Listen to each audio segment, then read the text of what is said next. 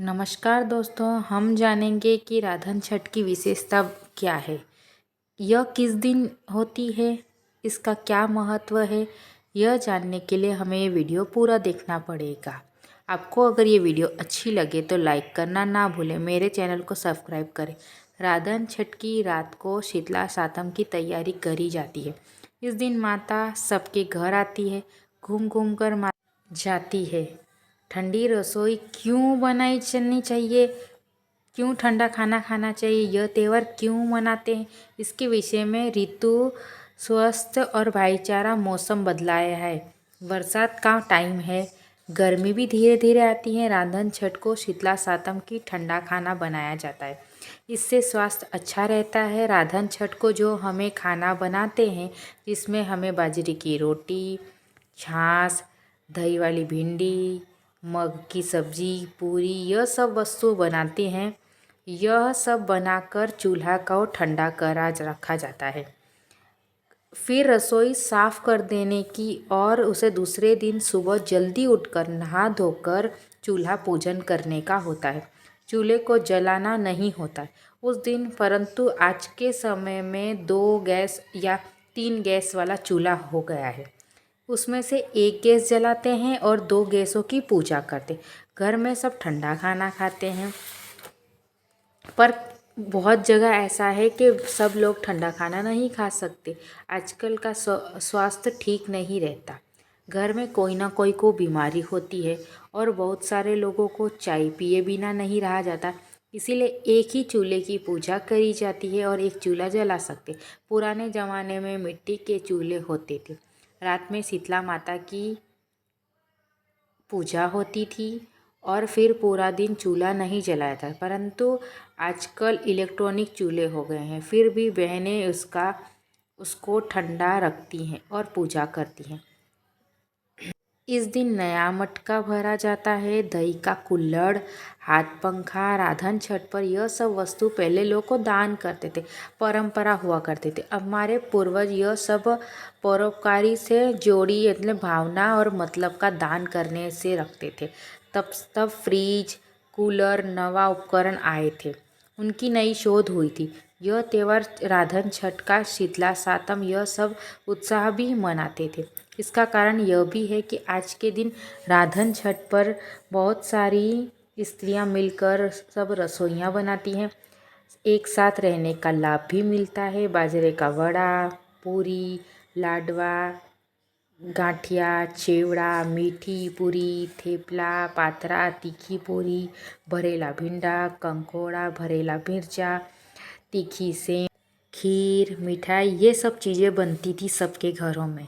यह सब चीज़ बनाने में आनंद भी आता था, एक दूसरे के घर जा के, और उस दिन आराम करने भी मिलता था। दूसरे दिन रसोई नहीं बनानी पड़ती थी, तो आराम से ठंडा खाना खाओ, शीतला माता का नाम लेकर उनकी पूजा करके घर में सब सुख शांति बनी रहती थी। माता शीतला की कृपा से, ऐसी भावना से यह त्यौहार मनाते थे। बहनें और बच्चे घूमने जाते थे। अभी तो सावन का महीना चल रहा है, तो 2 प्रकार की सातम होती है, लोग अलग अलग तरीके से मनाते हैं। धार्मिक मान्यता के अनुसार यह दिन भगवान कृष्ण के बड़े भाई बलराम का जन्म हुआ था, इसीलिए महिलाएं अपने पुत्र की लंबी आयु के लिए यह व्रत करती हैं, रसोई बनाती हैं, जो दूसरे दिन शीतला सातम का नाम लेकर ठंडा भोजन खाया जाता है।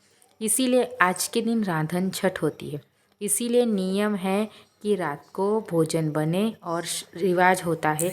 यह सब अलग अलग राज्यों में अलग अलग नाम से होते हैं। गुजरात में रांधन छठ, बिहार में छठ कहते हैं, चंदन छठ भी कहते हैं, ललाट छठ, टिल्ली छठ अथवा खम्रट छठ आदि नाम होते हैं। रांधन छठ या छठ का कारण महिलाएं छठ बड़े मिट्टी के बर्तन में 5 या 7 अनाज या मेवा भरती हैं। गुजरात में सावन महीना का छठे दिन, छठी तिथि को रांधन छठ का त्यौहार मानते हैं। रांधन छठ के दूसरे दिन शीतला सातमी होती है। माता शीतला माता की पूजा करनी होती है। सातम पर रसोई नहीं बनाते, पर जो दूसरे दिन शीतला माता का नाम ठंडा भोजन खा सकते हैं। इसीलिए आज के दिन रांधन छठ होती है। इसीलिए नियम है कि रात को भोजन बने और रिवाज होता है। यह सब अलग अलग राज्यों में अलग अलग नाम होते हैं। गुजरात में रांधन छठ, बिहार में छठ कहते हैं, चंदन छठ भी कहते हैं, ललाट छठ, तिल्ली छठ अथवा अनेक प्रकार की छठों के नाम होते। रांधन छठ का कारण महिलाएं छठ बड़े मिट्टी के बर्तन में 5 या 7 अनाज या मेवा भरती हैं। गुजरात में सावन महीना को छठी तिथि को रांधन छठ का त्यौहार मनाया जाता है। रांधन छठ के दूसरे दिन शीतला सातमी होती है। माता शीतला की पूजा करनी होती है। सातम पर रसोई बनाने की परंपरा पहले से चली आ रही है। इसलिए हर महिला रांधन छठ पर खाना बनाती हैं। दूसरे दिन के लिए खाना बनाती हैं। सातम के दिन मंदिर जाकर कथा सुनती हैं। पहले से बनाया खाने में आता है वो खाती हैं। रांधन छठ के दिन लोग घर घर में नए नए पकवान बनाते। पूरे दिन नई नई वस्तु बनती है हर घर में। इसीलिए शीतला सातम का खाना खाया जाता है। यह खाना एक प्रथा है जो पहले से चली आ रही है। शीतला सातम पर ठंडा खाना खाने से माता प्रसन्न होती है, बच्चों की रक्षा करती है, घर में सुख शांति बनती है। कोई भी चर्बी का रोग नहीं होता। जो गर्मी की वजह से दर्द होता है वो भी मिट जाता है। यह सब खाने वस्तु बनाने के बाद रात को चूल्हे को साफ करके चूल्हे पर लाल कुमकुम साठिया कर दिया जाता है। चावल कर पूजा कर दी जाती है। फिर चूल्हे का उपयोग नहीं करते। इसका महत्व है कि रात को शीतला सातमा माता घर में आती है, चूल्हे को अपना आशीर्वाद देती है, जिससे घर में भी चूल्हा जलता है। माँ को आग लग जाती है। माँ हर चूल्हे के पास जाती है क्योंकि चूल्हे के जलने से माता जल सकती है और हमें माता को दर्द नहीं देना होता। शीतला माता घर में होने का आशीर्वाद देगी, दूसरे घर जाएगी। इसीलिए रांधन छठ खाना बनाकर ठंडा करने की परंपरा चली आ रही है। यह रस्म पुराने ज़माने से चल रही है। एक दिन ठंडा खाना खाने से शरीर के सारे दर्द मिट जाते हैं, शरीर की सारी बीमारी दूर हो जाती है। इसीलिए यह 2 दिन बहुत महत्व रखते हैं, रांधन छठ और शीतला सातम। इस व्रत का महत्व है जो महिलाएं छठ का व्रत करती हैं, यह विधि याद करने की है। सुबह जल्दी उठकर स्नान कर साफ कपड़े पहने, विधि विधान से पूजा करें। भोजन किए बिना व्रत करना है। पूजा अर्चना करने के बाद फलाहार कर सकती है। मान्यता है कि इस व्रत में संतान की लंबी उम्र होती है। गाय का दूध, गाय का दही का उपयोग करना नहीं चाहिए। भैंस के दूध का उपयोग करना चाहिए। हल से जोती हुई चीज़ें नहीं खानी चाहिए। ये सभी बहनें कथा सावन की छठी तिथि को जो त्यौहार मनाया जाता है रांधन छठ के बारे में है। बहुत कुछ सीखा इस कथा से। मुझे यकीन है आप सबको ये वीडियो अच्छा लगा होगा। आप सबको धन्यवाद देती हूँ।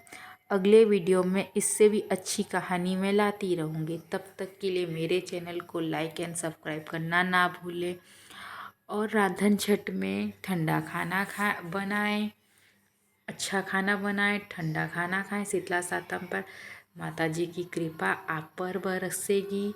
माता बहुत पुण्य देती है। यह व्रत और यह पावन दिन बहुत कम आता है, साल में एक बार आता है, तो इसे मनाना ज़रूर करें। और इस दिन रांधन छठ के दिन खाना बनाएं और शीतला सातम पर ठंडा खाना खाएं। यह अवश्य माना गया है। आप सबको यह कहानी कैसी लगी मुझे कमेंट करना ना भूलें। जय श्री कृष्ण।